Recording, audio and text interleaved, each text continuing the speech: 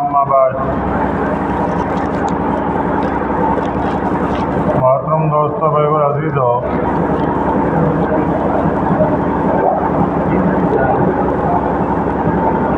اللہ رب العالمین نے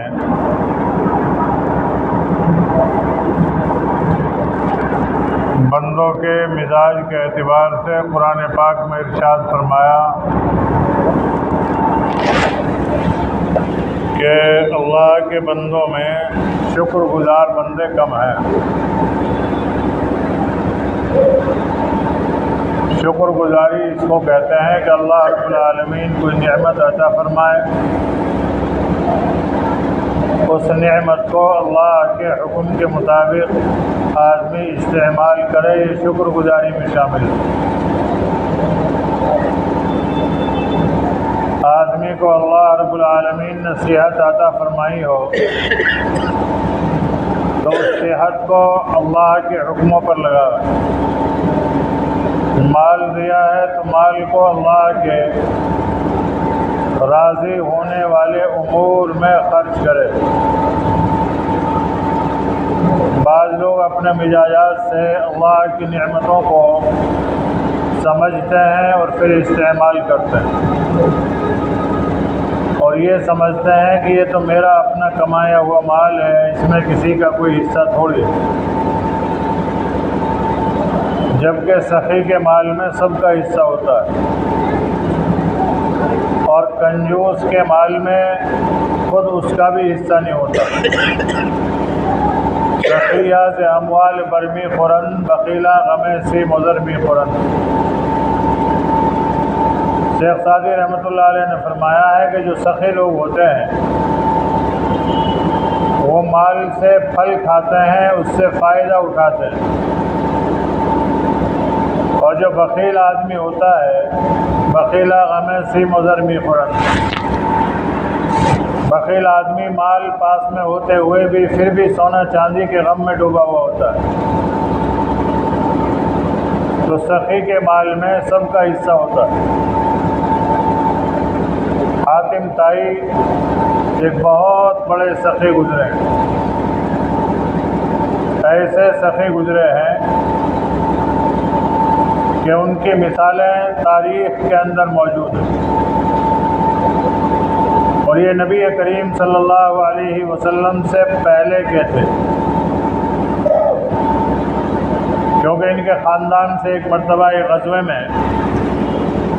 ایک لڑکی قید کر لائی گئی تھی، تو انہوں نے نبی کریم صلی اللہ علیہ وسلم سے یہ کہا تھا کہ میں نے تو سنا ہے کہ آپ کی سخاوت ہمارے دادا سے بھی زیادہ ہے۔ تو آپ نے فرمایا تو کون ہے؟ اس نے کہا کہ میں حاتم طائی کے خاندان سے۔ تو اس سے پتہ چلا کہ نبی کریم صلی اللہ علیہ وسلم کے پہلے دور کا یہ بہت بڑا سخی تھا۔ ایک مورخ نے لکھا ہے کہ اس کا ایک بہت بڑا مکان تھا، حویلی نما، اس کے 40 دروازے، بعض نے لکھا 8 دروازے، بعض نے لکھا ہے کہ چاروں طرف دروازے، اور ہر دروازے پر 24 گھنٹے سائلین کے سوالوں کو پورا کرنے کے لیے مال دستیاب ہوا کرتا تھا، کہ کوئی بھی اگر محتاج غریب سائل کسی بھی دروازے پر آ جائے تو وہ لوٹ کر نہ جائے، اسے یوں نہ کہنا پڑے کہ ادھر سے آ جاؤ، یعنی وہ اس کو بھی کنجوسی شمار کرتے تھے کہ سائل ابھی آیا اور اس سے یوں کہہ دیا کہ صاحب ابھی تھوڑی دیر میں آ جانا، یا یہ جنگلہ ہے ادھر سے نہیں دروازے کی طرف سے آ جاؤ، تو وہ اس کو بھی سخاوت کے منافی خلاف سمجھتے تھے کہ یہ سخاوت نہیں ہے۔ سخاوت تو یہ ہے کہ جب سائل آیا، جس دروازے سے آیا، جو کچھ اس نے مانگا وہ اس کو دے دیا گیا۔ ایک مورخ لکھتا ہے کہ ان کی سخاوت اتنی عام تھی کہ ایک آدمی ایک دروازے سے گیا، لے لیا، پھر دوسرے دروازے پر پہنچا، وہاں سے بھی لے لیا، اسی طریقے سے سارے دروازوں پہ راؤنڈ لگا دیا اس نے، اور یہ دیکھ رہا اس کو، اس سائل کو۔ جب سارے دروازے مکمل ہو گئے تو اس سائل نے پھر دوبارہ سے نمبر شروع کر دیا مانگنے کا، لیکن اس نے اس سے یوں نہیں کہا کہ تو سارے دروازوں سے اب لے تو چکا اور کتنا لے گا، یہ اس کو دیتا رہا۔ آخر میں سائل خود تھک گیا کہ سارے دروازوں سے بار بار لینے کے بعد بھی اس کو منع نہیں کیا، تو وہ لینے والا خود تھک گیا کہ اب میں کس دروازے سے کتنی بار لوں۔ تو ان کی سخاوت اتنی عام تھی، تو کسی نے ان سے یہ پوچھا کہ آپ نے اپنی زندگی میں کوئی سخی بھی دیکھا ہے جو آپ سے زیادہ ہو؟ تو حاتم طائی نے بتلایا کہ ہاں، میں نے ایک بچے کو دیکھا تھا، وہ مجھ سے زیادہ سخی تھا۔ تو لوگوں نے پوچھا کہ بہت بڑا مالدار ہوگا وہ؟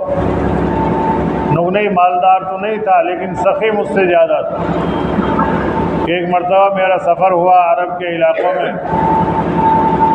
تو اتفاق سے جہاں رات ہوئی وہاں پر ہم نے دیکھا تو ایک مسکین غریب کا ایک مکان ملا۔ اس مکان میں ہم نے اجازت چاہی رات گزارنے کی، تو وہ اہل عرب تھے، اس لیے انہوں نے بڑی خوشی سے بشاشت سے ہمیں وہاں پر ٹھہرنے کے لیے اجازت دی، بڑے خوش ہوئے۔ عرب کا یہ دستور تھا، آج بھی ہے عرب میں یہ خاص بات، مہمان نوازی عرب جیسی تاریخ کے اعتبار سے کہیں پر نہیں ملتی، کہ چلتے مسافروں کو روکنا اور پھر کھلانا پلانا، پھر ان کے لیے ہدیہ تحفہ دینا۔ حج کے موقع پر ہم نے بھی دیکھا بڑے بڑے کینٹینر، حالانکہ حج میں حجاج کرام کوئی غریب نہیں جاتا، اکثر مالدار ہی جاتے ہیں، تو جس پہ حج فرض ہوگا وہی حج میں جائے گا، یا جو اطراف کے حجاج کرام آتے ہیں دیہات کے یا عرب کے اطراف کے، ادھر مکہ مدینہ کے اطراف کے،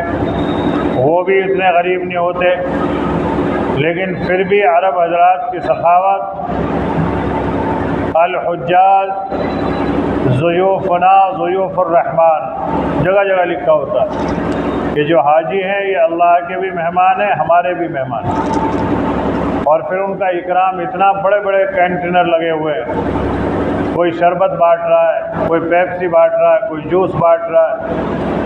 اور کہیں پر مستقل صبح سے لے کر شام تک کھانے تقسیم ہو رہے ہیں۔ اور پھر جب وہاں سے سفر مکمل کر کے آپ واپس چلیں تو بعض معلمین حضرات تو حاجیوں کے سفر کے لیے بھی کھانا دے دیتے ہیں، حالانکہ سب کچھ انتظامات ہوائی جہاز کی طرف سے، اس کی طرف سے ہوتا ہے، ایئر لائنس کی طرف سے، لیکن پھر بھی ان کے سفر کے لیے بھی انتظام۔ تو حاتم طائی کہتے ہیں کہ میں اس کے یہاں جب رکا تو اس نے شام کو میری مہمان نوازی کے لیے ایک بکری ذبح کی،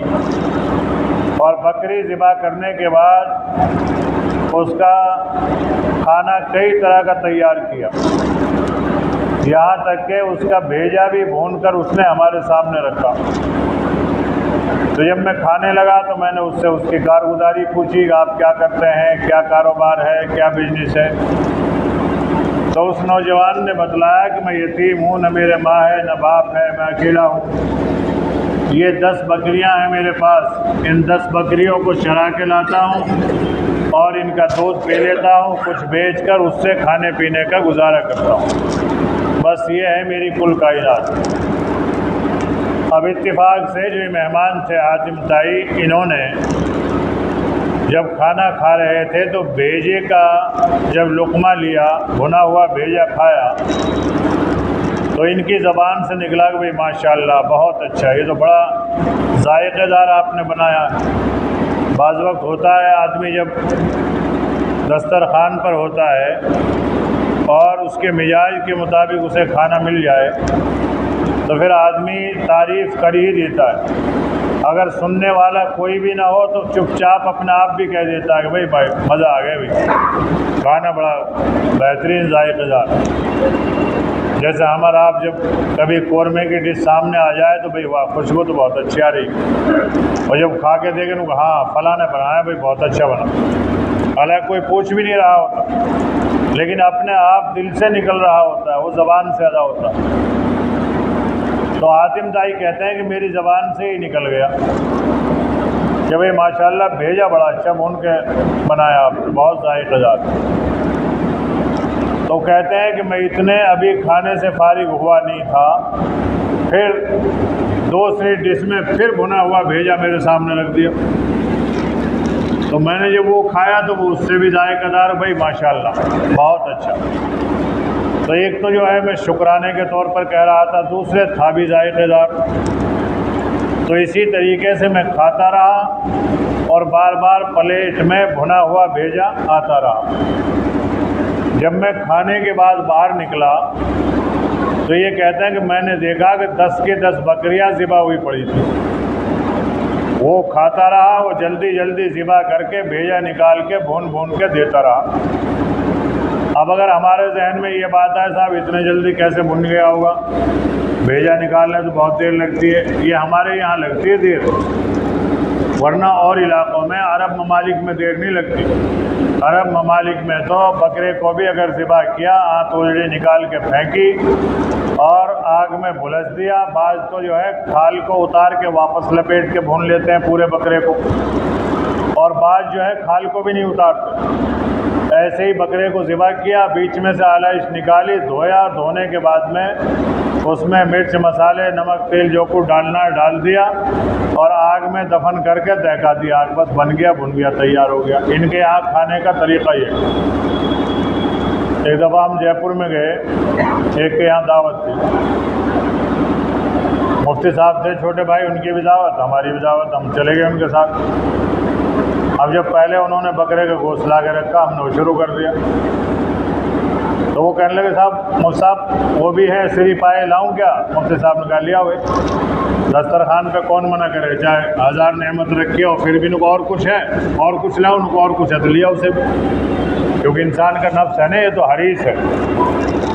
تو مفتی صاحب نے کہا ہاں لیا سری بھیجے۔ اب وہ لائے اتنی بڑی تھالی میں بکرے کا یا بکری کا جو بھی ہوگا، پوری کی پوری منڈی رکھی اس میں۔ اب میں نے مفتی صاحب کہا میں پرے کو رہنے دے، تو اپنا آپ دیکھ، یا کہ تو آنکھ تو اس میں نہیں تھی لیکن ایسا لگ رہا ہے دیکھ رہا ہو، زبان البتہ سائڈ سے لٹک رہی اس۔ تو مفتی صاحب نے کہا ہم کھائیں گے تو نہ کھایا، من کی پرے کر کھایا ہے، یہ تو خود ایسے لگ رہا بکرا ہے، خود ہمیں کھا جائے گا، جو پوری پوری منڈی ثابت رکھی ہے اسی میں ایسے، بس سینگ نہیں ہے، کان اور آنکھ دکھائی نہیں دے رہی اس کی، لیکن آنکھوں کا ہلکا دکھ رہا ہے، ایسا لگ رہا دیکھ رہا بکرے کا منڈی۔ مفتی صاحب نے یہ پکڑا، چیر کے زبان کھینچ کے نکالی، اب من کی زبان بھی نہ کاٹی، انہوں نے آگے سے کاٹتے ہیں تھوڑی سی، وہ بھی نہ کاٹی، نہ یہاں ایسے ہی پکا ہوئے، جے پور کی بات، بھٹا بستی۔ تو بعض جگہ ایسا ہوتا ہے 2 منٹ لگی، اسے چیرا، یوں کھوپڑی ہٹائی، بھیجا، اندر اس میں نہ نمک ہے نہ مرچ ہے اور نہ اس میں کوئی ذائقہ ہے، اور رکھ دیا، اور کھا رہے لوگ اس کے ساتھ۔ تو ایسے ہی عرب کا دستور بھی یہی ہے۔ ایک اس میں ہم نے کتاب میں پڑھا کہ عرب کے لوگ تو اتنے جرری ہوتے تھے، نشے کی حالت میں زندہ اونٹ میں سے تلوار سے یوں کاٹا ٹکڑا اور آگ پہ بھونا اور کھا لیا، اونچا تل ملاتا رہے بیچارہ۔ اور بعض لوگوں کو گوشت کا یہ ہوتا، تو حاتم طائی کہتے ہیں کہ جب میں باہر نکلا تو میں حیرت سے افسوس میں پڑ گیا کہ 10 کی 10 بکریاں ذبح ہوئی پڑی۔ تو میں نے اس سے کہا کہ بھئی اللہ کے بندے تو نے یہ کیا کیا؟ یہی تو تیرا گزر بسر کا سہارا تھا، یہی تیری تمام ملکیت اور کائنات تھی، اور تو نے یہ ساری بکریاں ذبح کر دی۔ تو اس نے کہا کہ ہمارے عرب کا دستور یہ بھی ہے کہ مہمان دسترخوان پر اگر خوش اسلوبی سے، خوش انداز سے، شکم سیر نہ ہو تو مہمانی کیا۔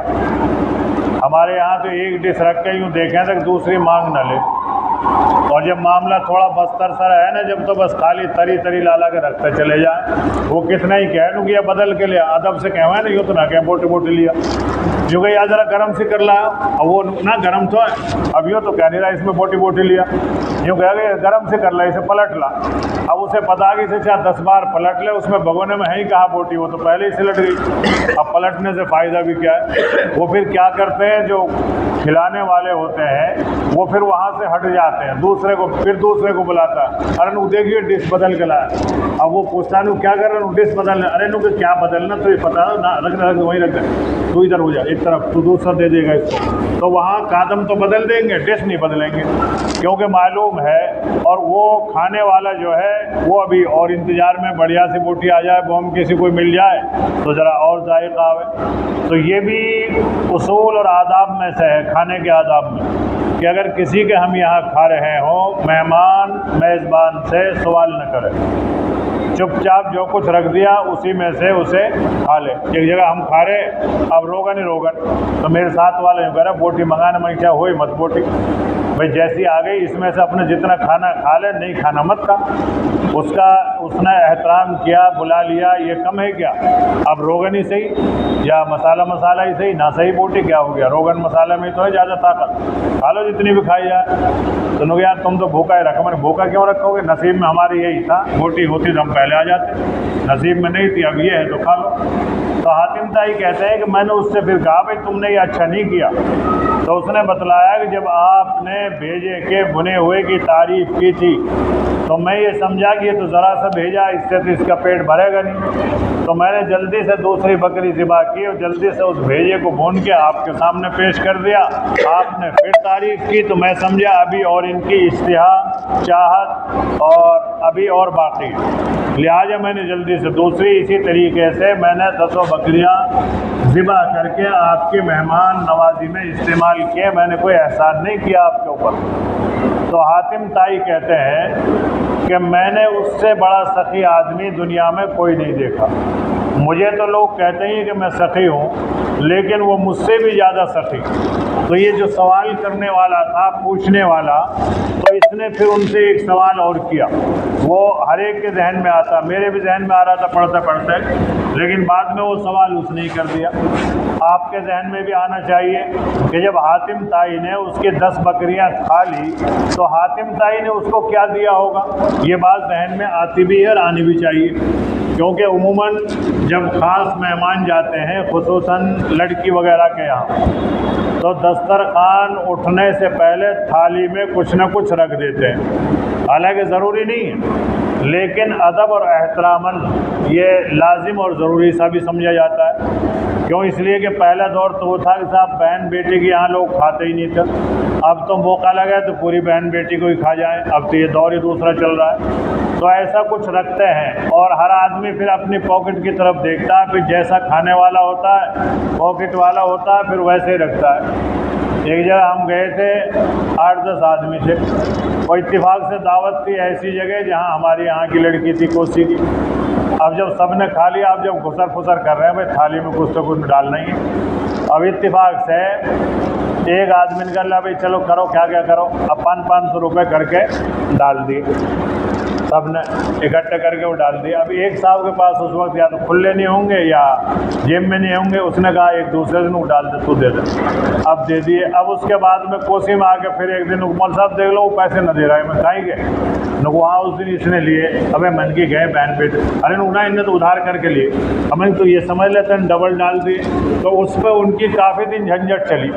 تو 500 روپے کے اوپر وہ کہہ رہا بھائی تو نے ڈال دے وہاں، تو نے تو کہا میں نے اس لیے ڈالے۔ تو ایسا ڈالنا بھی صحیح نہیں ہے کہ جسے ڈالنے کے بعد بھی آدمی کراتا رہے، خوش دلی سے ڈالے۔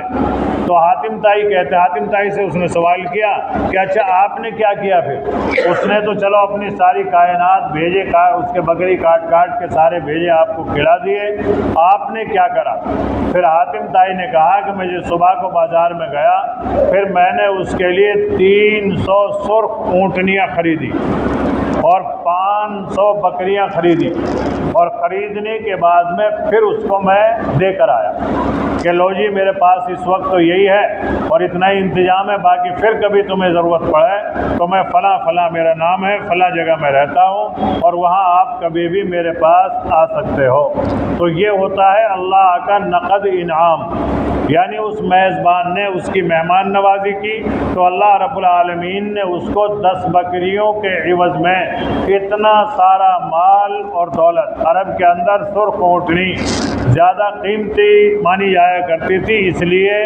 300 سرخ اونٹنیاں خرید کر حاتم طائی نے اس کو دی۔ تو اس سائل نے یوں کہا کہ تو پھر تو آپ ہی تو زیادہ رہے اب بھی سخاوت میں۔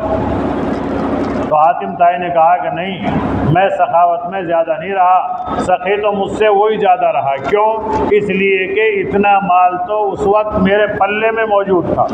جتنا میں اس کو دے کر آ گیا، اور اس سے ہزاروں گنا میرا مال میرے گھر پہ موجود تھا، تو میں اس سے آگے کہاں بڑھا؟ وہ آگے تو مجھ سے وہی رہا کہ اس کی ساری کائنات اس نے خالی بھیجے کر کر مجھے کھلا دی۔ وہی 10 بکریاں اس کی اثاثہ تھی، ملکیت تھی، اور اسی سے اس کا گزر بسر تھا۔ اس نے ایک بار بھی مجھے یہ محسوس نہیں ہونے دیا کہ اتنے بھیجے بار بار یہ کہاں سے لا رہا ہے۔ اس نے ساری بکریاں ذبح کر دی، اور وہ یوں کہتا ہے نوجوان اگر میرے پاس 20 بکریاں بھی ہوتی اور آپ بار بار مجھ سے بھیجے کے تعریف کرتے رہتے تو میں جب تک ان کو ذبح کر کے آپ کو کھلاتا رہتا جب تک کہ آپ بس نہ کرتے۔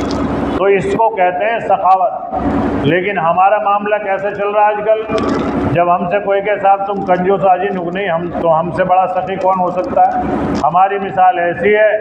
ایک آدمی کا کاروبار نہیں چلا۔ جب کاروبار نہیں چلا تو اس نے کیا کام کیا؟ ایک سمندر کے کنارے جا کے ملا جیوں والا لباس پہنا اور بیٹھ کر اللہ اللہ میں لگ گیا۔ اب وہاں سے کوئی نکلتا بڑھتا، کوئی ہدیہ دیتا، کوئی تحفہ دیتا، سب لوگ وہاں سے دے کر نکل جاتے۔ اب وہ سمجھا کہ میں تو پیر بن گیا، حالانکہ ہے نہیں، لیکن اس کا دل مان لیا کہ اب تو پیر ہی بن گیا ہے۔ اب کیا کام کرتا؟ اب جو بھی کوئی آتا اس کو جھوٹی سچی کرامت کی باتیں ان کو بتلاتا۔